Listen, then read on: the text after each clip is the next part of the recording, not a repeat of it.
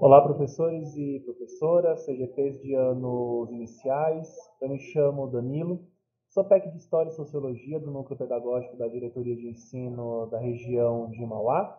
E a partir de agora eu vou gravar uma sequência de vídeos focados no componente curricular de História nos anos iniciais para apoiar o trabalho docente ao longo da realização das aulas, tomando por base a utilização do material digital. Bom, então, só apresentando a equipe que está por trás aí da elaboração, do apoio e da condução dessa sequência de informações. Eu, Danilo Prata, PEC de Ciências Humanas, Fátima Regina, diretora do Núcleo Pedagógico, e as PEC de anos iniciais que vocês já conhecem, a Carolina, a Daniele, a Elaine Joia, a Mônica e a Roberta, então a equipe de anos iniciais em parceria aí com a equipe de Ciências Humanas, para a gente poder dar início a esse trabalho focado no componente de história. E aí, quais são os nossos objetivos, né? A nossa pauta aí ao longo da nossa sequência de informações. Teremos a abertura, que acabou de acontecer, né? Acabei de fazer com vocês. Vou apresentar os objetivos das nossas formações. E aí, a separação dos conteúdos que serão trabalhados, né? Aqui se propõe o ensino de História, o currículo de História nos anos iniciais, prova paulista e o material digital, e aí a gente faz o encerramento. A ideia justamente é que esse material seja utilizado por você, professor, professora, por você, CGP, ao longo das ATPCs, pelos professores durante suas APDs, como um momento de estudo, reflexão e apoio para a elaboração das aulas de História, né? Então, nossos objetivos são refletir a respeito da importância do ensino de História na atualidade, compreender a estrutura do componente curricular de História ao longo dos anos iniciais, com base nos materiais digitais e no currículo paulista, e entender a importância da atitude historiadora para os estudantes e o papel do professor nesse desenvolvimento. Então, a primeira questão que eu trago para vocês, para a gente refletir mesmo, né, sobre isso, é perguntar para vocês, se vocês sabem, cada um, né, pensando aí consigo mesmo, quem sou eu nessa história? Né? Todo mundo aqui consegue pensar na sua própria história, toda ela? Você consegue saber exatamente por que você está onde você está, da maneira como você está? Será que a história antiga tem alguma coisa a ver com a sua realidade?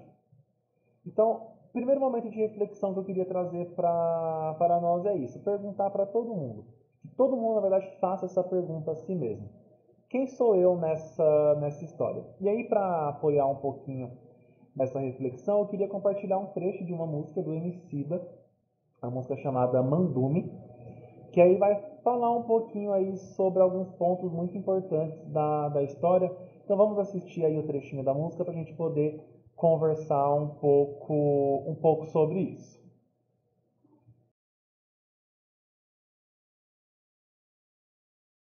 Sem identidade somos objeto da história, que em Deus herói forte esconde os etos na história. Apropriação, a era desse está repleto na história, mas nem por isso que eu defeco na escória. Pensa que eu não vi, eu senti herança de zumbi.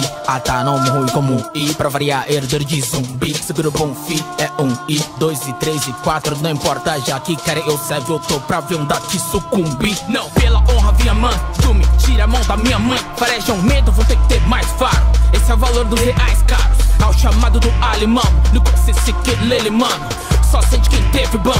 Eu não consigo ser mais claro. Olha pra onde os do gueto vão, pela dedução de quem quer redução. Respeito não vão ter por mim. O protagonista ele é preto sim, pelo gueto vim mostrar o que difere. Não é genital ou macaco que fere. É igual me jogar o sobo, sai de lá vendendo cola de dente e casaco de pele. Memes de negro é, me inspira a querer teu rifle. Memes de branco é, não trarão de volta Yangambá e Big.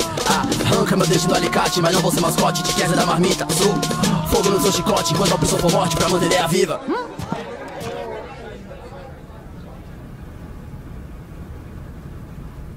Domado eu não vivo, eu não quero seu crime.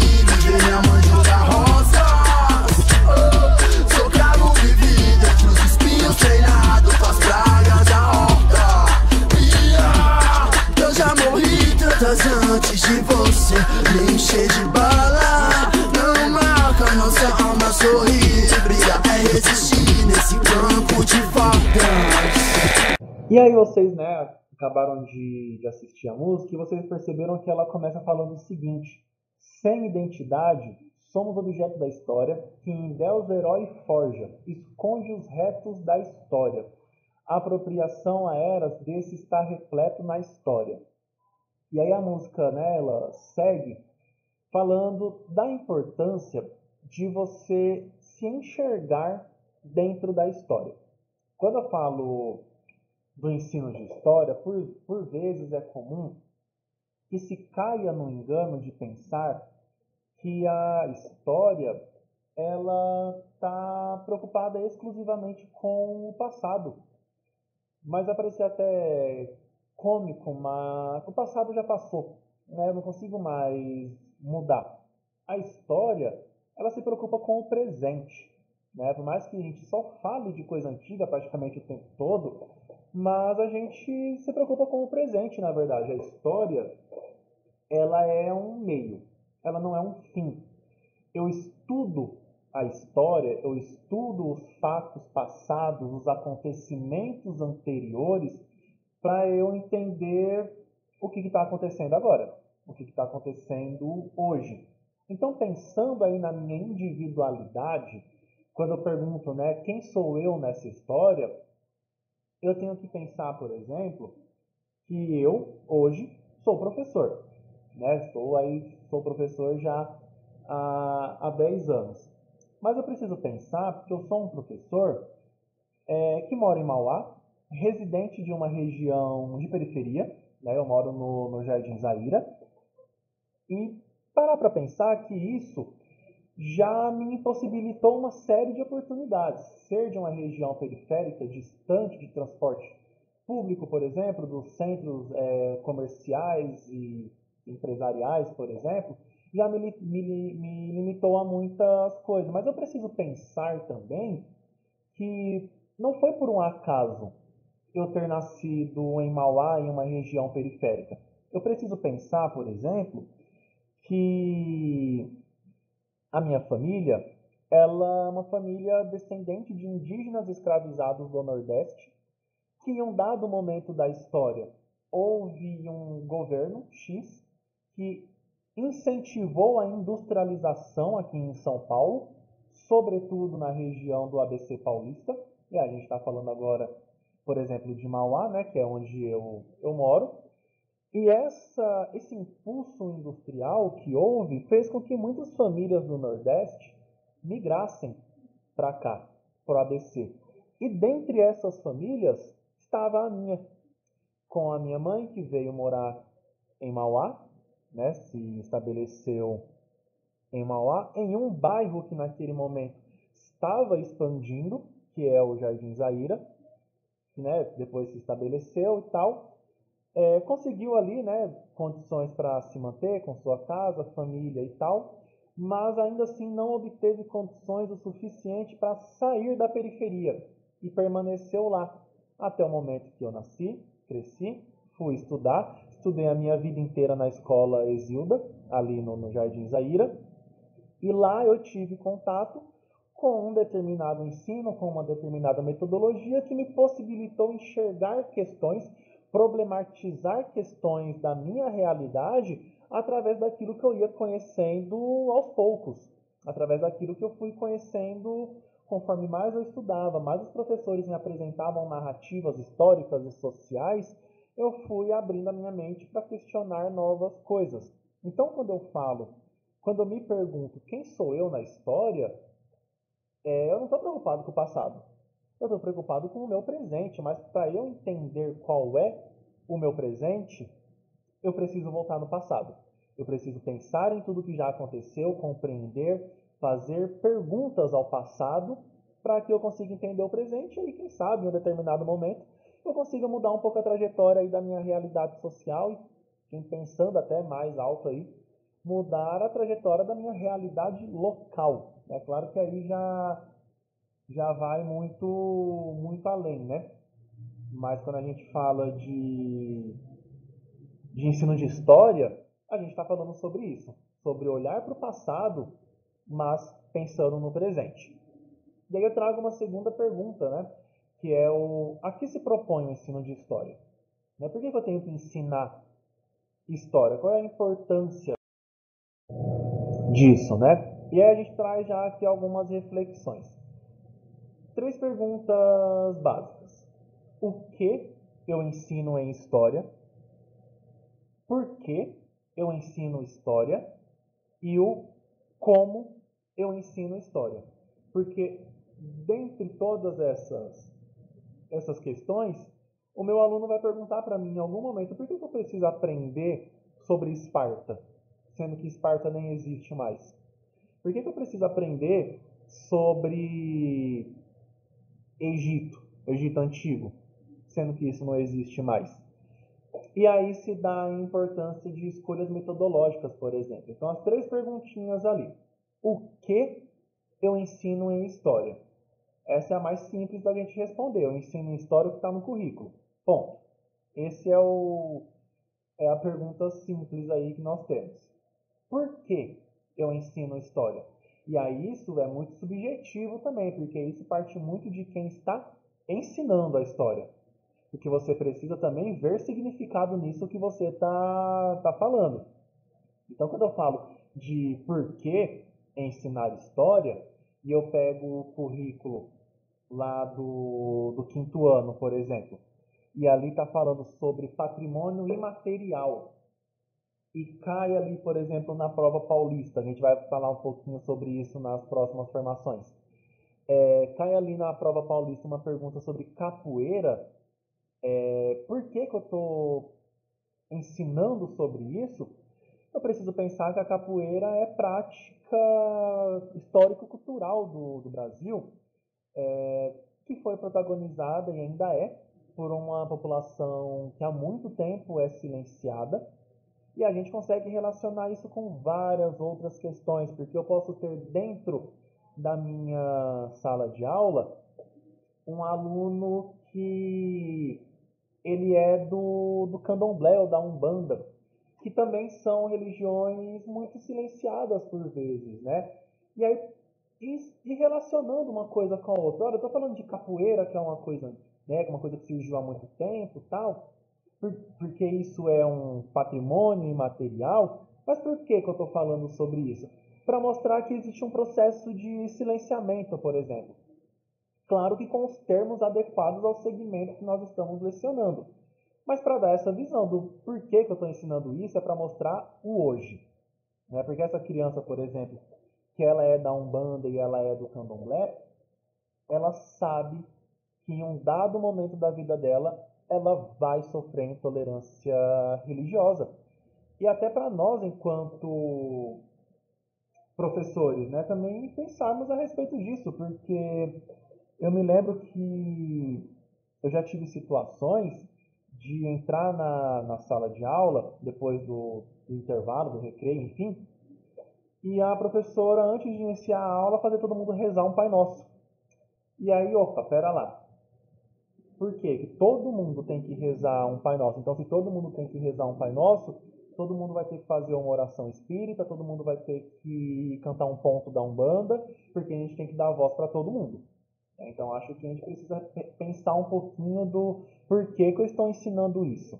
E o porquê que eu estou ensinando isso bate na tecla do como eu estou ensinando isso. Né? Eu sempre falo que, até para mim que sou, no meu caso que sou historiador, às vezes é chato. Às vezes eu vou falar para vocês, é chato. Chatíssimo, inclusive. E aí a gente pensa para a criança, né? Que é tudo muito abstrato, é mais abstrato ainda.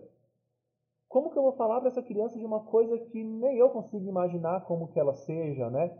Então eu sempre trago a sugestão, olha, vai falar de Grécia Antiga, vai falar de mitologia grega, que é uma coisa super bacana, traz o desenho do Hércules. Muito legal mesmo. O desenho do Hércules traz muita arquitetura grega, traz a questão da mitologia grega, traz bastante ideias ali em um desenho, as crianças vão gostar. A gente pode tentar uma gamificação, por exemplo, com essas crianças, ou eu estou na sala de aula falando sobre Egito, vai pegar qual assunto bem antigo assim. Egito. Ah, porque a Cleópatra não sei o que, o faraó não sei o que lá. Aproveita que a sala de aula está com TV, a internet está funcionando, e projeta lá uma imagem para a criança ver como que era, né? Dá uma olhada. Ou ainda mais, se você ainda tiver mais afinidade com a internet e ela estiver funcionando bem, bacana, entra lá no Google Street View, vai lá no Egito, mostra lá a pirâmide como ela é hoje, porque dá para ver lá no Google Street View também a pirâmide. É legal, é muito bacana ver lá o Coliseu de Roma, a Torre de Pisa tombada para o lado, mostrar como que as coisas estão hoje. Então são opções metodológicas também que precisam ser pensadas na hora de se falar sobre o ensino de história. E também precisamos pensar que o ensino de história pautado na BNCC e no currículo paulista, ele não fala em momento algum de se falar quem é o herói e quem é o vilão da história e nem que é obrigatório se decorar datas. Tá? Ensino de história, de acordo com a BNCC, ele é pautado em 7 competências. E vocês estão vendo aí que nenhuma dessas competências fala assim, olha, o aluno precisa saber com quantos por cento o Fernando Henrique Cardoso foi eleito. Não precisa saber isso. Tá? Ele precisa desenvolver uma série de habilidades e uma série de competências para questionar a história e elaborar novas questões e se entender enquanto sujeito do seu próprio conhecimento. Então, é uma situação que todo historiador já passou uma vez na vida, se não passou, pode esperar que um dia vai passar, que você fala, eu sou formado em história. Aí a pessoa olha para sua cara e fala, nossa, que legal. Então, que dia que nasceu a princesa Isabel? Eu não sei, eu não sou um calendário, eu sou um historiador, diferente. Existe muita diferença entre uma coisa e outra. Mais para frente, nós vamos falar sobre marcos de memória, né? Um exemplo que eu trouxe para vocês. E a gente vai falar um pouquinho sobre essa questão das datas na história, né? Mas eu queria que vocês vissem hoje já que a história ela fala de datas, ela fala de nomes em específico, mas não é o fim. Não é o fim da história, isso é um meio para a gente compreender um movimento histórico-cultural, que é o que há de mais importante dentro da aula de história, porque a aula de história não é contar história, tá? A aula de história não pode se resumir a narrar fatos. A aula de história ela vai muito além disso, né? E aí a gente pode recorrer à BNCC, que a BNCC fala o seguinte: a história não emerge como um dado ou um acidente que tudo explica. Ela é a correlação de forças, de enfrentamentos e da batalha para a produção de sentidos e significados, que são constantemente reinterpretados por diferentes grupos sociais e suas demandas, o que consequentemente suscita outras questões e discussões. O exercício do fazer história, de indagar, é marcado inicialmente pela constituição de um sujeito. Em seguida, amplia-se para o conhecimento de um outro, às vezes semelhante, muitas vezes diferente. Depois, alarga-se ainda mais em direção a outros povos, com seus usos e costumes específicos. Essa partezinha final aí, do começa pelo sujeito, depois vai para o outro, depois vai para outros povos, vocês vão perceber quando nós falarmos do currículo dos anos iniciais, que é muito bacana esse movimento. Mas eu queria que nós tomássemos mais cuidado com essa primeira parte aí, quando ela fala, né, que a história não emerge como um dado ou um acidente que tudo explica. Ela é uma correlação de forças. E essas correlações, elas são reinterpretadas. E aí a BNCC está falando para a gente o seguinte: a história, o passado, ele já aconteceu. Ele não pode ser mudado, mas o passado ele precisa ser reinterpretado, porque o passado ele foi feito, né, por pessoas e o presente também. E vocês vão ver daqui a pouquinho, quando a gente falar de educação decolonial, que essas pessoas, boa parte delas, foram silenciadas ao longo da história. Então, quando a gente fala de reinterpretar o passado, não é que a gente vai mudar o passado, porque o passado já passou, não tem mais o que fazer. Mas a gente precisa trazer novos questionamentos, trazer novos olhares, né, para isso. E isso passa primeiro pela constituição do sujeito. Eu só consigo questionar o passado, eu só consigo questionar a história se primeiro eu entender quem eu sou. Se eu não souber quem eu sou, acabou. Eu não consigo perguntar nada para o passado, porque toda resposta que o passado me der, para mim não vai fazer sentido, porque eu não sei quem eu sou. Eu não sei porque eu estou aqui da maneira como eu estou. E aí a BNCC continua, né? Participar o mundo, né? Depois de você ter ali o eu, o outro e outros povos, e aí você parte para o mundo sempre em movimento e transformação. Em meio a inúmeras combinações dessas variáveis, do eu, do outro e dos nós, inseridas em tempos e espaços específicos, indivíduos produzem saberes que os tornam mais aptos para enfrentar situações marcadas pelo conflito ou pela conciliação. Entre os saberes produzidos, destaca-se a capacidade de comunicação e diálogo, instrumento necessário para o respeito à pluralidade cultural, social e política, bem como para o enfrentamento de circunstâncias marcadas pela tensão e pelo conflito. O que eu queria falar aqui rapidinho desse slide? Eu citei para vocês que muitas vezes, depois quando voltava do intervalo, do recreio, a professora fazia a gente rezar o Pai Nosso, né, na aula. Isso não significa que ela é uma vilã ou que ela fazia isso por mal. E aí eu estendo a pergunta para ela, né? Ela sabe quem ela é na história, no sentido de ela se reconheceu como sujeito, ela conseguiu entender que existem outros sujeitos diferentes e esses outros sujeitos em relação comigo se transforma em nós.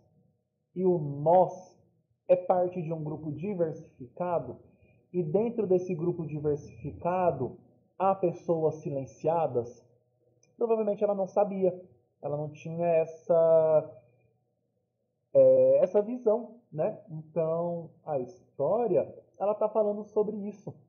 Ela está falando, por exemplo, que acho que imagino que muitos de vocês e muitas de vocês que estão aqui comigo agora vão lembrar disso, né? Que na aula de história, a história do Brasil começou em 1500, né? Que é quando os portugueses chegam. Que inclusive ainda se usava o termo descobrimento do Brasil, né? Aí eu pergunto para vocês, como é que se descobriram uma coisa, um lugar onde já tinha gente antes? Então não descobriram, né? Mas enfim, falava-se, né, olha, o Brasil foi descoberto em 1500. E aí parecia que a história do Brasil começou ali, em 1500, sendo que na verdade a história do Brasil muito anterior a isso. E aí a gente tem aquelas narrativas erradas, não tem outro termo não, erradas sobre os povos indígenas, né, que ainda eram chamados de índios, né, que agora também a gente já trocou esse termo aí para indígenas ou povos originários, né, por exemplo. E não se dava voz a eles, que são os primeiros residentes da nossa história do Brasil.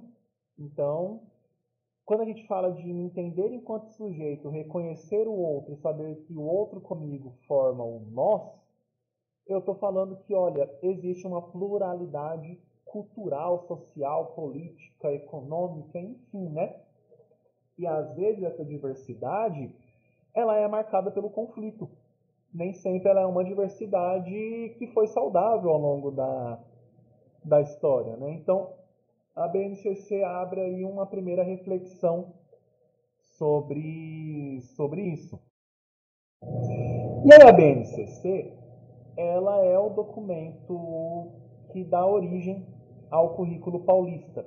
E o currículo paulista fala o seguinte: o saber histórico na sala de aula tem se caracterizado por um duplo movimento. De um lado, tenta-se compreender aspectos do presente por meio do passado, de outro, busca-se reelaborar a história a partir de novos questionamentos. Com tal processo, pretende-se contribuir para a construção das identidades dos diferentes grupos que constituem a sociedade. E aí o Currículo Paulista está pedindo isso para a gente, está falando, olha, professor, você precisa fazer o seguinte, você precisa olhar para o passado, mas com foco no presente. Nós estamos preocupados com o que está acontecendo agora, não com o que já aconteceu. O que já aconteceu nós estudamos para entender o porquê das coisas serem do jeito que elas são hoje. Eu entendendo o hoje através do que eu aprendi do passado, eu tenho condições de olhar para o passado novamente e falar, meu amigo, foi desse jeito mesmo ou vocês pularam alguma parte da história? Porque isso aconteceu, né? Quando eu falo para vocês que na escola a maioria de nós aprendeu que a história do Brasil começou em 1500, essa história não foi contada direito pra gente. Foi escondida assim, né? Se pulou aí uma parte da história. Então, quando eu entendi o presente, foi possível olhar para a história e falar, pera, calma lá. Como que a história do Brasil começou em 1500, se antes disso já haviam os povos indígenas aqui? E aí surgiram novos questionamentos, novas perguntas, novas ideias que nos possibilitaram enxergar o presente hoje de uma nova maneira, que aí não cabe para a gente agora questionar isso aqui, porque senão nós vamos embora e vamos fugir do nosso tema. E o Currículo Paulista ele continua falando ali, né? Ó, um dos desafios que se coloca no ensino fundamental é a necessidade de estudantes e professores assumirem uma atitude historiadora, dando destaque ao uso das fontes históricas e suas diferentes linguagens, realizando progressivas operações cognitivas com as fontes para descrevê-las, analisá-las, compará-las, questioná-las, produzir um discurso sobre o passado e compará-lo com os discursos já produzidos. Então vocês estão vendo que em nenhum momento aqui está falando que o aluno precisa decorar que dia que nasceu Marechal Deodoro. Tanto faz. Que dia que o Marechal Deodoro nasceu, para mim também tanto faz o dia que o Marechal Deodoro morreu, para mim é indiferente. O que eu preciso saber são os processos políticos, econômicos e sociais que aconteceram durante a sua vida. Isso para mim é importante. E isso só vai ser possível se o professor conseguir desenvolver no aluno uma atitude historiadora. E aí vocês devem estar se perguntando, mas o que é uma atitude historiadora? Não sou historiador, como que eu vou ter uma atitude historiadora? A atitude historiadora, ela é uma das coisas, se não a mais, né? Ela é uma das coisas mais importantes do ensino de história e da ciência história, né? A atitude historiadora é um movimento de você olhar para o passado através das diversas fontes que existem e questionar, e parar e perguntar. Então, por exemplo, você vai lá e vê aquelas pinturas rupestres, né? Todas bonitas e tal. Você parar e pensar e falar, meu, como que isso aqui aconteceu?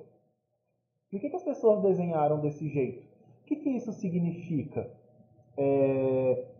Parar e pensar, por exemplo, no quadro lá do Grito da Independência, né, que tem gente montada a cavalo, só falta ter gente montada em cima de aeronave espacial. E aí você vai ler um livro de história e você vê que não tem nada a ver aquilo ali, aquele quadro. E aí você compara, né, o quadro, a imagem com a história ali relatada no livro, e aí você para e pensa, por que é diferente? Será que tem um certo, um errado? Ou será que o quadro foi pintado assim de maneira proposital? Se foi proposital, por quê? Qual era a intenção? A atitude historiadora nada mais é do que questionar o passado. É o porquê. É o famoso porquê. É o como. É o onde. Ou muitas vezes também o quando isso aconteceu, né? E o quando, novamente, não é saber que foi dia 5 de janeiro de 1901. O quando é o contexto que isso aconteceu. Então, a atitude historiadora é isso, é você questionar, é você pensar, né? Que nem quando eu trouxer o exemplo lá do patrimônio imaterial que fala sobre a capoeira. É pensar por que a capoeira era marginalizada. Será que ela ainda é? Por que será que religiões de matriz africana sofrem tanto preconceito ainda até hoje? É questionar. Atitude historiadora é uma atitude questionadora. E aí a gente continua, né? Ó, só para finalizar isso que nós falamos. O termo atitude historiadora no currículo paulista refere-se ao movimento que professores e estudantes devem realizar para se posicionarem como sujeitos frente ao processo de ensino e aprendizagem, fazendo uso da comparação, contextualização e interpretação das fontes, refletindo historicamente sobre a sociedade na qual vivem, analisando e propondo soluções. Então, para fechar essa parte, a atitude historiadora ela está falando, olha, vamos olhar para o passado, questionar, para entender por que as coisas estão assim hoje. Foi um movimento que eu fiz muito na minha vida, fiz não, faço, né? Mas que eu fiz graças aos meus professores, que me deram a possibilidade de questionar, assim, faz uma pergunta boba, né? Mas de questionar por que eu sou pobre?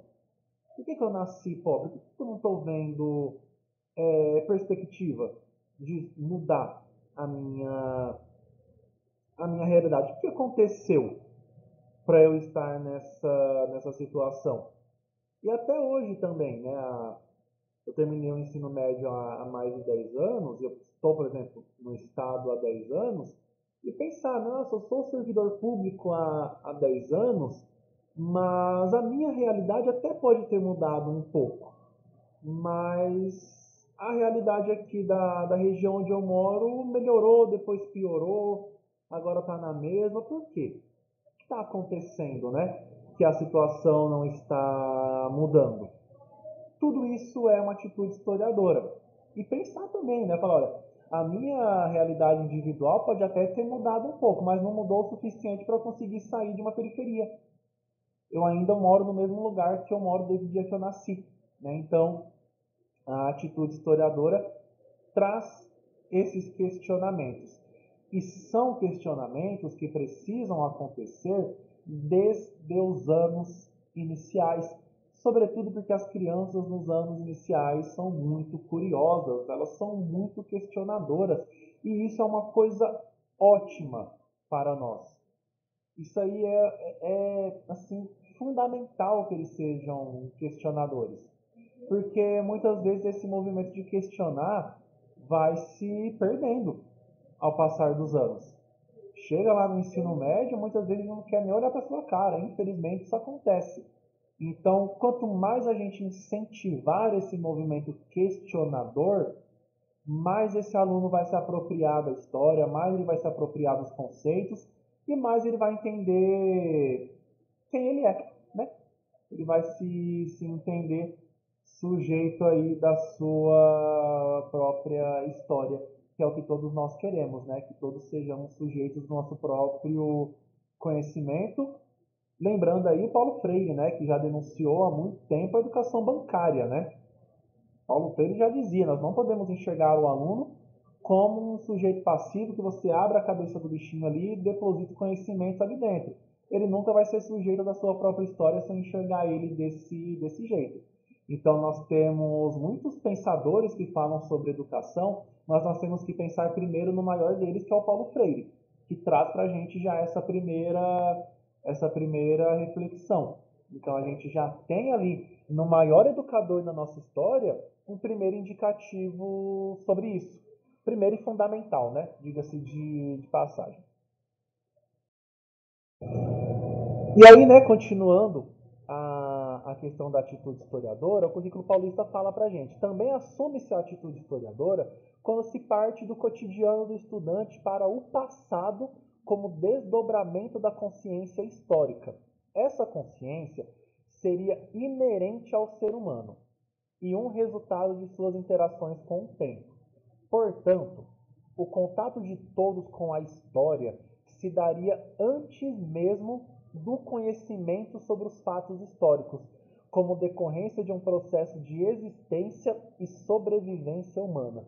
E eu adoro ler isso aqui, porque parece que eu tenho aqueles gifs, né, que a consciência está expandindo, assim.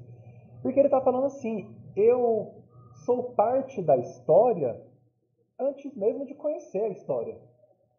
Né? Então, por exemplo, a gente pensa no atentado de 11 de setembro, as Torres Gêmeas, né?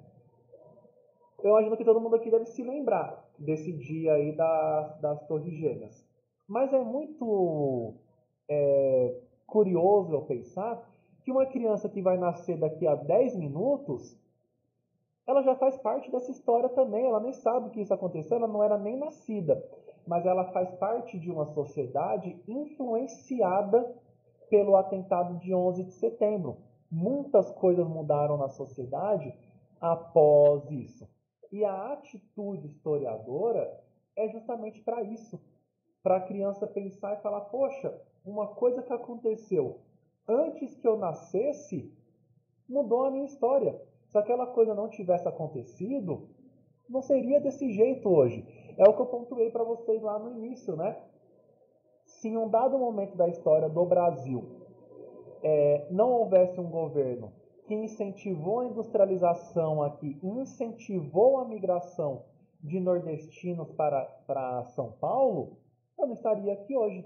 Então, eu sou parte da história antes mesmo de ter nascido, antes mesmo de ter tido contato com esse fato histórico. Ela é inerente ao ser humano. Você gostando ou não, você é parte da história. E ela influencia quem você é. E é a atitude historiadora que cria essa consciência histórica, né? De pensar, nossa, então quer dizer que a mitologia grega influencia a minha realidade hoje? Pois é, meu amigo, influencia. E coisa muito mais antiga que a mitologia grega também. Então, é isso. Ninguém aqui era nascido na Grécia Antiga, né? Mas a Grécia Antiga influencia a nossa vida até hoje. E é isso, é inerente. Você gostando ou não, você sabendo ou não esses fatos, eles influenciam sua vida agora. Mas é importante conhecê-los para que eu possa mudar a minha realidade e, quem sabe, a realidade local. Tá? Então, a atitude historiadora versa aí sobre isso. E para chegar aqui no finalzinho da nossa formação de hoje, tudo isso que eu falei aqui só é possível se nós trabalharmos o conceito de educação decolonial. Todos nós sabemos que nós somos um país colonizado, né? Fomos colônia de Portugal. Mas se eu falar para vocês que não é só o país que é colonizado, que as nossas mentes também foram e são ainda. Porque eu preciso pensar que na história, alguém conta a história e alguém escuta. E tem um grupo, alguns grupos, que sempre só escutaram, nunca tiveram oportunidade de contar a história. Conheceram a sua história através do que o outro fala sobre ela. E a educação decolonial ela vem para mudar isso. Então, por exemplo, eu não falo mais que no Brasil nós tivemos escravos, porque o que nós tivemos foram escravizados. Porque quando eu falo que no Brasil eu tive escravos, está parecendo que essas pessoas nasceram para isso. E não, elas foram escravizadas por alguém. E olha que coisa, as mesmas pessoas que escravizaram são as pessoas que contaram a história dos escravizados. São as mesmas pessoas que marginalizaram a capoeira, né? São as mesmas pessoas que marginalizaram as religiões de matriz africana. São as mesmas pessoas que colocaram na nossa cabeça que todo preto favelado é bandido. São as mesmas pessoas. E a educação decolonial, ela vem aqui para quebrar isso. Ela vem aqui para falar, pera lá, calma lá. Não é porque eu moro na favela que eu sou bandido. Eu conto a minha história. Não é quem está falando isso por mim que vai contar. Eu que pertenço a uma religião de matriz africana, eu vou contar o que a minha religião faz. Não é a pessoa que demoniza ela. E a educação decolonial, ela é esse movimento. Ela está aqui para dar voz a quem foi silenciado. Porque nós, enquanto educadores de educação pública, temos um público diverso, um público que tem diferentes realidades, um público que vem de diferentes desigualdades e muitas vezes eu, enquanto educador, silencio essas vozes também. A partir do momento que eu vou fazer um trabalho na minha escola sobre consciência negra, lá no mês de novembro, como se o racismo só existisse em novembro, né?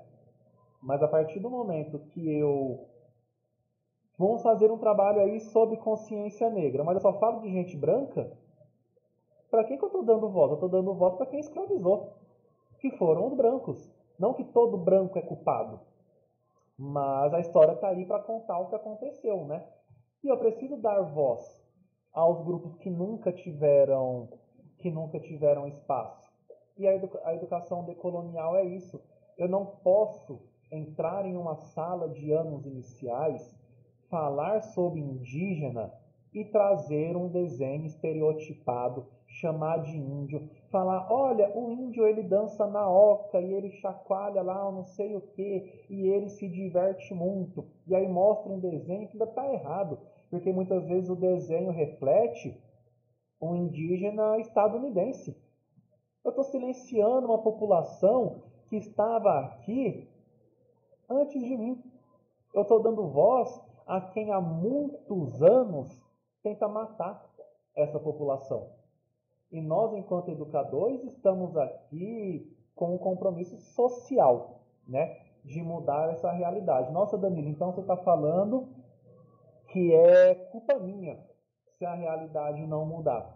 Ninguém tem culpa, mas talvez a gente assuma uma parcela dessa culpa quando a gente fecha os olhos para isso que acontece, né? Então precisa dar oportunidade, né, para que todo mundo possa falar. Educação decolonial e a história está aqui para isso. Vou deixar uma indicação fundamental para todo mundo. Imagino que muitos de vocês já conheçam, que é o discurso, tem no YouTube, tá?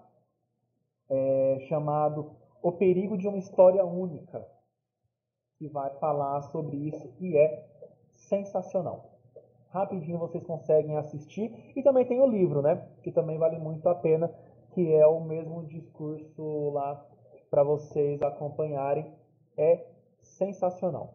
Vale muito a pena vocês acompanharem para repensar um pouquinho, né? Sobre essas questões, para que a gente não fique em 2023 reproduzindo a carta de Pero Vaz de Caminha, porque eu acho que ela já está há muito tempo em desuso, né? A gente precisa refletir um pouco sobre essas questões. E aí também, né, vai falar ali, né, que decolonizar não é descolonizar. Olha só, e um S ali faz toda a diferença. Por quê? Decolonizar é assumir uma postura além de denúncia, mas também de atitude. Porque como assim? Eu estou aqui falando com vocês, olha gente, nós temos que dar voz, né, a todo mundo que sempre foi silenciado. Dentro da sala de aula há uma pluralidade de vivências, de ideia. E eu chegasse na sala de aula e falar, todo mundo cala a boca, porque agora quem fala sou eu, porque eu sou o professor e eu sou o detentor de conhecimento. Acabou, né? Foi tudo por água abaixo. Decolonizar é você explicitar, é você conhecer que houveram vozes silenciadas e você usar o seu espaço de fala para dar voz a essa população, a esse grupo que foi silenciado. O descolonizar, ele é só falar, olha, tem gente silenciada, tá? Mas vai continuar silenciada porque eu não posso fazer nada com relação a isso. Pode. Pode porque todos nós todos nós podemos, né? E aí a gente volta no Paulo Freire, que já falava ali de uma pedagogia libertadora, né? Quando ele traz pra gente que quando a educação não é libertadora, o sonho do oprimido é se tornar o opressor, ele está falando sobre isso. Não adianta nada eu saber que existe opressão na sociedade e eu usar o meu espaço de fala e continuar como se nada tivesse acontecendo. Então a gente volta no Paulo Freire. E são contribuições que todos nós conhecemos que estão aí dentro do currículo de história, né?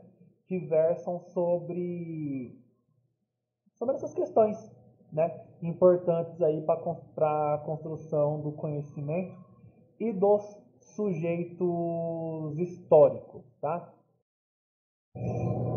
E aí, para encerrar, eu já deixo combinado que na nossa próxima formação nós vamos focar no currículo de história, vamos falar sobre habilidades, descritores, objetos de conhecimento, para a gente pegar agora tudo isso que nós conversamos aqui hoje e enxergar como que isso acontece na prática, como que isso aí acontece dentro da sala de aula. Então essa primeira formação de hoje era uma reflexão sobre a importância da história.